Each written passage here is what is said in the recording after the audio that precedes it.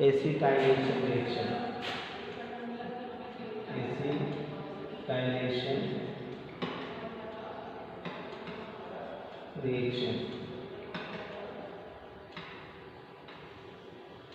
Addition of acetyl group, addition of acetyl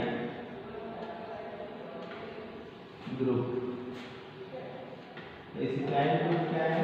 CH3CO is known as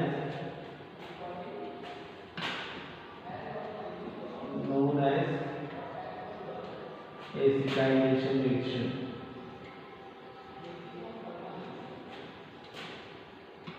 acetylation reaction।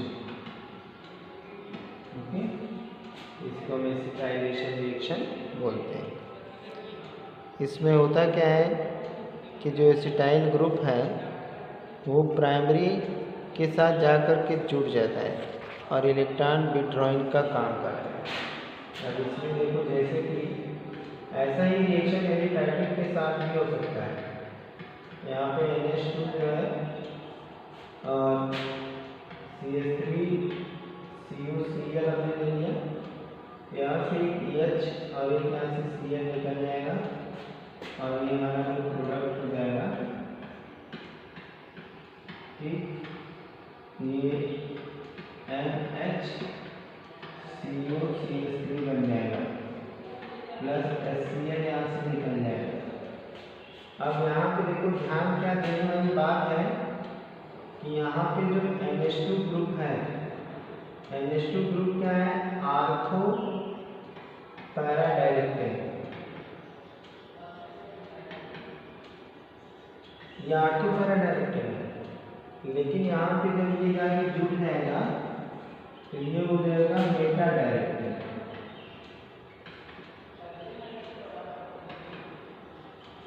क्या हो जाएगा? Meta directed. अब कोई भी ग्रुप आएगा तो मेटा पोजीशन पे जाके जुड़ जाएगा। ठीक है, इतने में किसी को कोई प्रॉब्लम?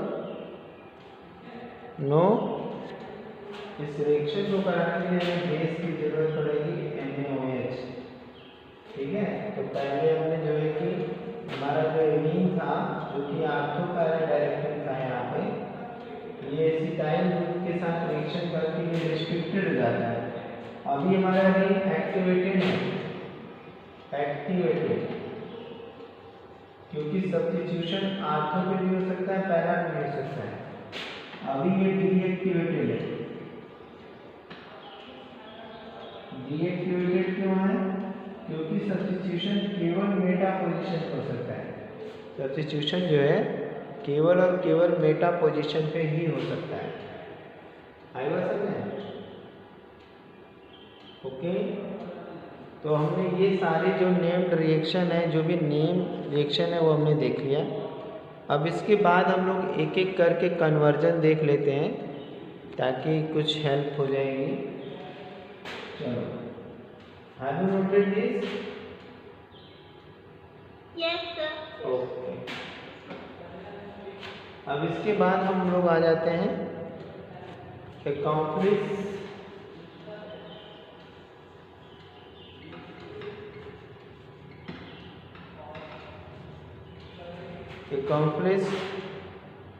accomplish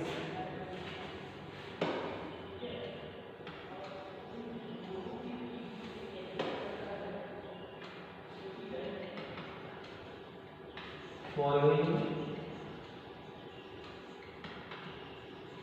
convergence।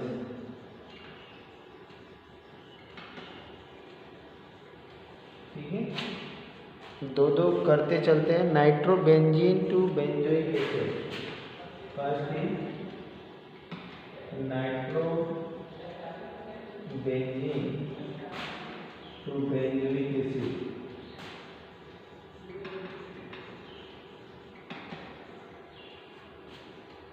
दूसरा है यहाँ पे benzene to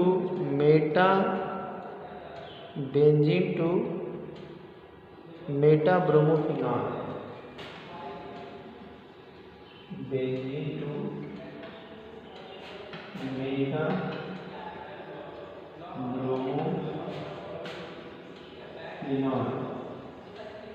meta bromophenol. Okay, तो हम यहाँ पे दो चेंजेस देखते हैं। तो सबसे पहला रिएक्शन इसमें क्या करेंगे, are you want to try, anyone want to try to do,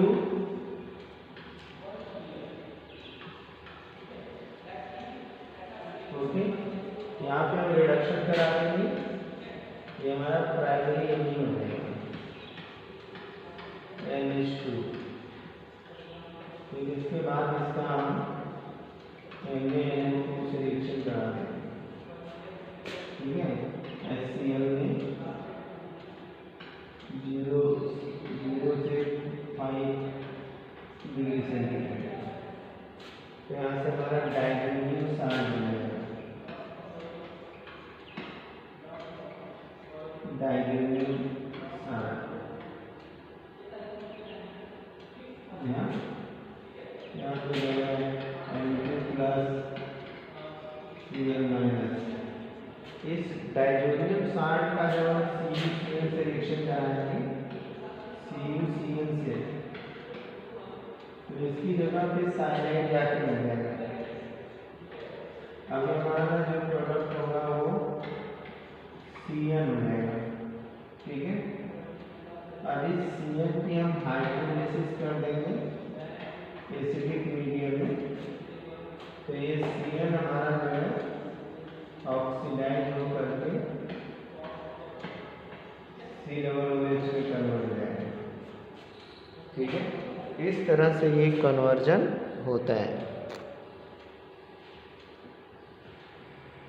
understand, समझ में आई बात। पहले नाइट्रो ग्रुप को हमें यहीं से पता चल गया था कि बेंजीन एसिड बनाना है, नाइट्रोबेंजीन है, तो नाइट्रोबेंजीन का रिडक्शन पहले कर देंगे। यहाँ पे हमने यहाँ पे NH2 बना दिया HCl, यहाँ पे Fe और HCl ले सकते थे, तो ये यहाँ पे एमीन के रूप में एमीन के फॉर्म हो गया। फिर यहाँ पे डाइएजिटाइजेशन करा दिए, डाइज़ोनियम साल्ट बना दिए, डाइज़ोनियम साल्ट को CuCl के साथ रिएक्शन कराएंगे, तो यहाँ पे जो नाइट्राइल बन जाएगा, नाइट्राइल, और ये क्या बन जाएगा, benzoic acid.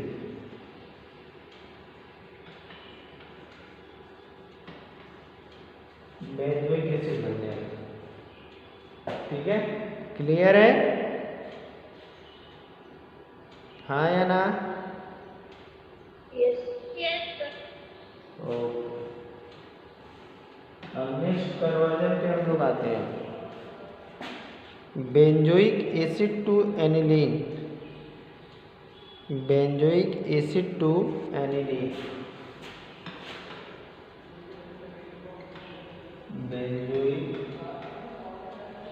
Acid to aniline.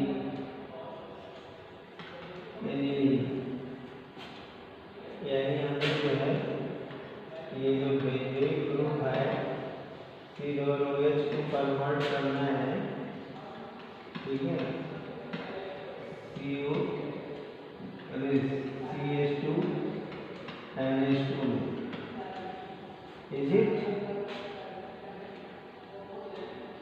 Aniline बनाना है। सॉरी यहाँ पे जो है केवल NH2 आ जाएगा। कैसे होगा, किसी को कुछ आइडिया है? Any idea, anyone?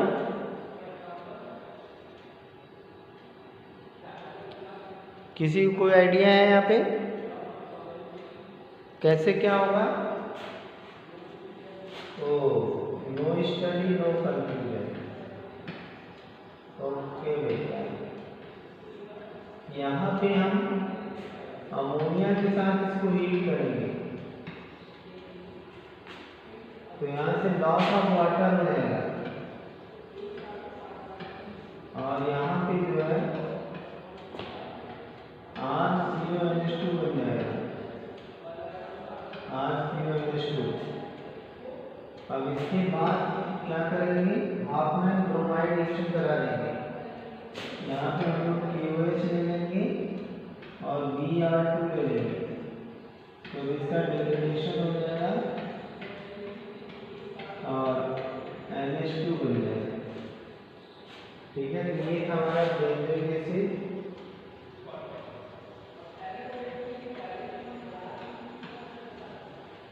ये हमारा बेंजामाइन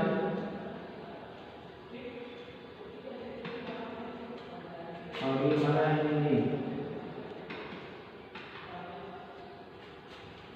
ठीक है, चलो ये हो गया। नेक्स्ट है aniline to 2,4 di bromo di bromo fluoro benzene.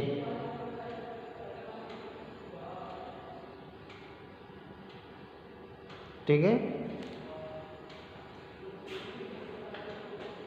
कैसे क्या कन्वर्ट करना है, हमें कन्वर्ट करना है एनिलीन से एनिलीन।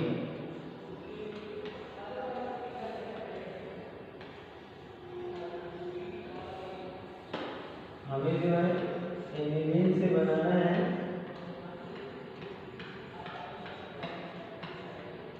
NH2 से बनाना है फ्लोरोबेंजीन।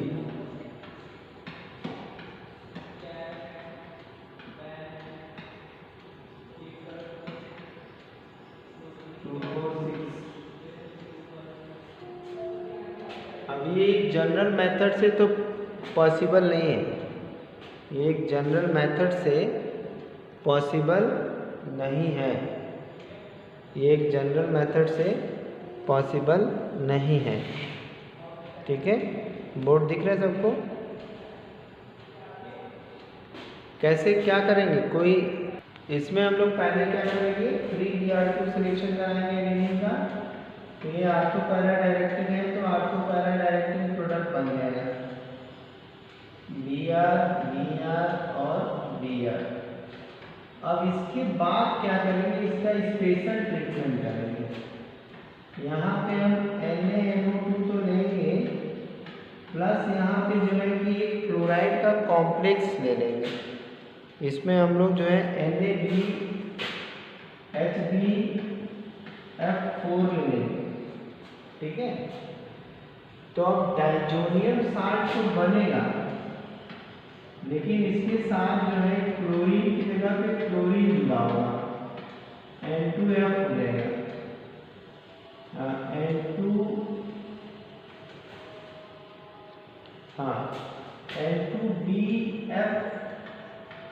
N2BF4 माइनस हो जाएगा, एक स्पेशल प्रोडक्ट बन जाता है यहाँ पे। अब इस प्रोडक्ट को जब हीट कर देंगे, जब यहाँ से हीट करेंगे तो नाइट्रोजन गैस निकलेगी, क्लोरीन यहाँ पे जुड़ जाएगा। ठीक है, यहाँ पे Br2 हो जाएगा, अरे Br हो जाएगा, यहाँ Br हो जाएगा, यहाँ Br हो जाएगा। यहाँ से क्या निकलेगा, यहाँ से निकल जाएगा हमारा N2 निकल जाएगा और BF3 निकल जाएगा। ठीक है, तो यहाँ पे ऐसा क्यों करना पड़ा, देना पड़ा, क्योंकि फ्लोरीन हाईली रिएक्टिव है, वो हाइड्रोजन से रिएक्शन करके HF बना लेगा, तो इसलिए हमें स्पेशल ट्रीटमेंट यहाँ पे करना होता है। क्लियर है, बोलो? ओके, तो अभी टाइम हो गया सबका, और भी इसी तरह से हम लोग आगे कल करेंगे फिर। Okay, take care. ठीक है, तो ये इसका सिंगल यूज होता है, रिचार्ज नहीं होती, प्राइमरी जो सेल यूज करते हैं, और जो सेकेंडरी सेल होती है मल्टीपल यूज होता है, इनका मल्टीपल यूज होता है। मल्टीपल यूज का मतलब यहाँ पे ये है कि हम इसको रिचार्ज करके फिर से यूज कर सकते हैं, रीयूज कर सकते हैं। रीयूज जैसे कि हमारी जो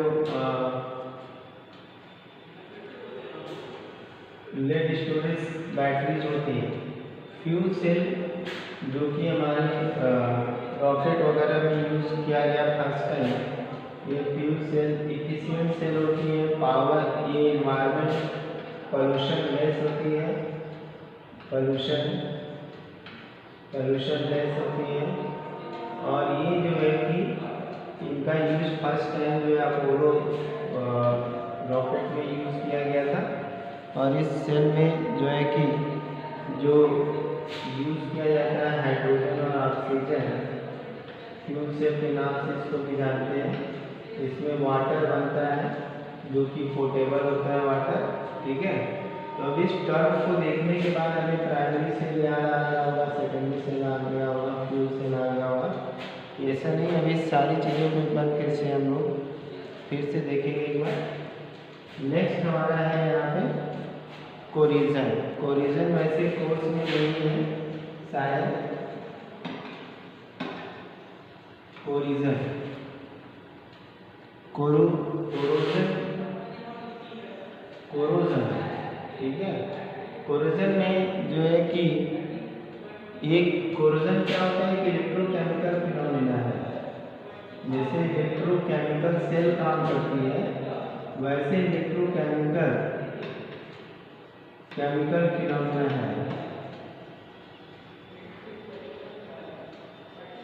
ये इलेक्ट्रोकेमिकल फिनोमेना है, ठीक है। इस इलेक्ट्रोकेमिकल फिनोमेना में क्या होता है, किस चीज़ की ज़रूरत पड़ेगी, ये इलेक्ट्रोकेमिकल फिनोमेना होनी है तो इसके लिए ऑक्सीजन की जरूरत पड़ेगी, क्योंकि एक ऑक्सीडेशन रिएक्शन है, रिडॉक्स रिएक्शन है।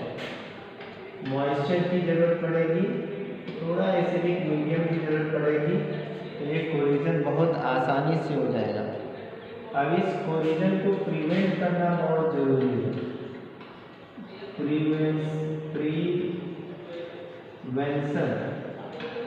प्रिवेंशन, ठीक है। क्योंकि ये जो कोरिजन जो एक इलेक्ट्रोकेमिकल फिनोमेना है, ये इलेक्ट्रोकेमिकल फिनोमेना हमारे लिए बहुत नुकसानदायक है। हमारे वैल्यूएबल मेटल्स को भी ये खराब कर सकता है। तो आयरन को अगर हमें रस्टिंग से बचाना है, सिल्वर को, कॉपर को, तो हमें वहाँ प्रिवेंशन करना पड़ेगा, रोकना पड़ेगा। रोकने के लिए तरीके क्या हैं? एक तो है पेंटिंग। कैसे करेंगे, रोकेंगे? पेंटिंग करके, इसको हम पेंटिंग करके जो है कि रोकेंगे, ठीक है। दूसरा और क्या करेंगे? गैल्वेनाइजेशन करेंगे। इस पे गैल्वेनाइजेशन में क्या होता है, जिंक की लेयर चढ़ा देते हैं, जिंक ऑक्साइड की लेयर चढ़ा देते हैं। इसके बाद होता है इलेक्ट्रोकेमिकल प्रोटेक्शन भी होता है। इलेक्ट्रोकेमिकल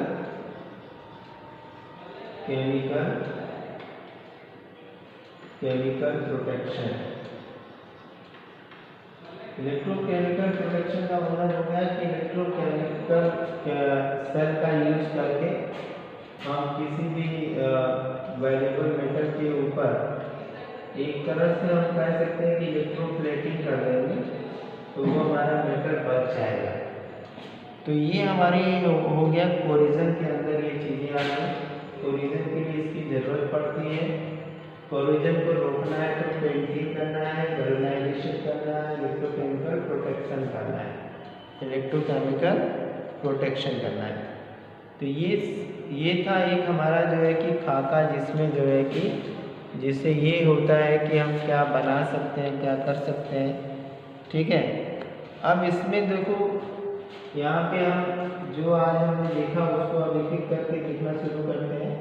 जैसे एक टर्म आया था preferential discharge. Preferential discharge, preferential discharge theory. Preferential discharge theory क्या होती है? प्रेफरेंशियल डिस्चार्ज थ्योरी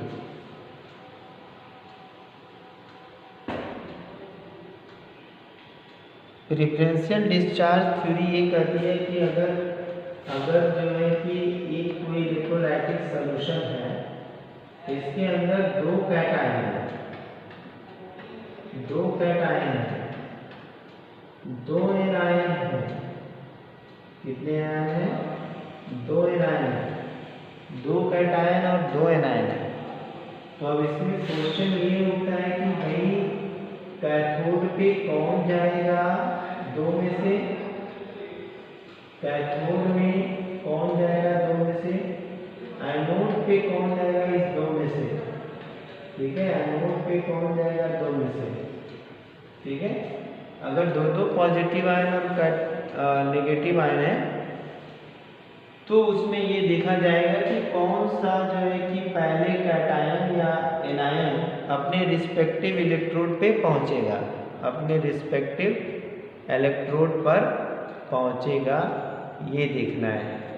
ठीक है, तो ये प्रेफरेंशियल डिस्चार्ज थ्योरी कहती है कि जिसका रिडक्शन पोटेंशियल जितना ज़्यादा होगा वो जो है कि, या डिस्चार्ज पोटेंशियल जिसका ज़्यादा होगा वो उतना जल्दी से जो है कि अपने रिस्पेक्टिव इलेक्ट्रोड पे पहुंच जाएगा।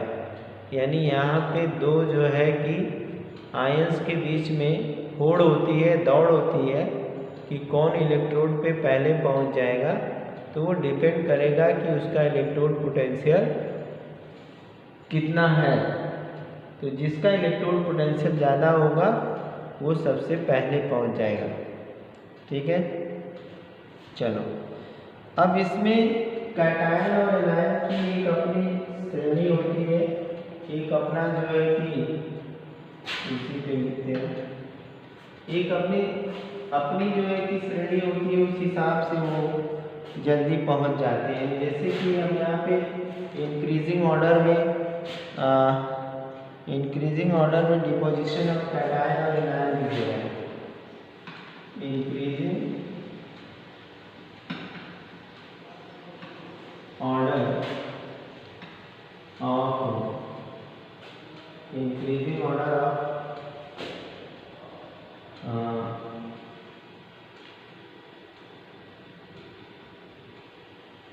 discharging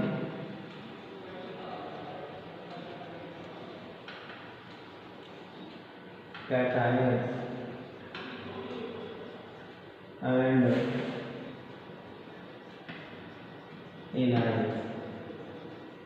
यहाँ पे ऑर्डर दिया हुआ है, कौन पहले जाएगा?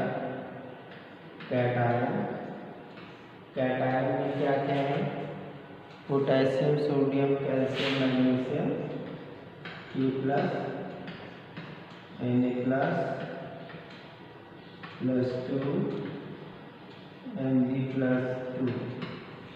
ये उसी ऑर्डर में लिखे हैं, Al+3, Al+3, Zn+2 और hydrogen ion H+ and Cu2+। Low